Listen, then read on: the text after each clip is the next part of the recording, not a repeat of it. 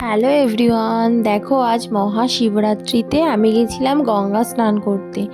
এখন গঙ্গা স্নান করে ফিরছি। দেখো গঙ্গা স্নান করে বাড়িও চলে এসেছি। আর বাড়ি এসে শিবের মাথায় জল ঢালবো বলে রেডি হয়ে নিচ্ছি। তো চলো ঝটপট রেডি হয়ে নিয়ে আমি এখন যাব মন্দিরে। আমাদের পাড়ায় যে মন্দিরটা আছে সেখানে গিয়ে শিবের মাথায় জল ঢালবো। ঢেলে এসে আবার আমি ঘরেও জল ঢালবো।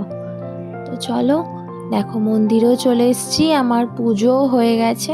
এটা হলো আমাদের মন্দিরের শিবলিঙ্গ। দেখো তোমরা কেমন লাগছে বলো। শিবরাত্রি আমি বিয়ের আগেও করতাম, কিন্তু শুনেছি বিয়ের প্রথম বছর নাকি উপোস করতে নেই। তো তাই প্রথম বছর করতে পারিনি, তাই এবছর আবার বিয়ের পর প্রথমবার শিবরাত্রি পালন করলাম। তো তোমরাও আশা করি শিবরাত্রি সবাই করছো। তো দেখো মন্দিরে জল ঢেলে এসেছি। এসে সন্ধ্যার সময় আমার ঘরে যে শিবলিঙ্গ আছে সেখানে একটু পুজো করব। তো চলো তোমরাও দেখো, পুজোটা আমি সেরে নিই, তারপর আবার কথা বলছি তোমাদের সাথে।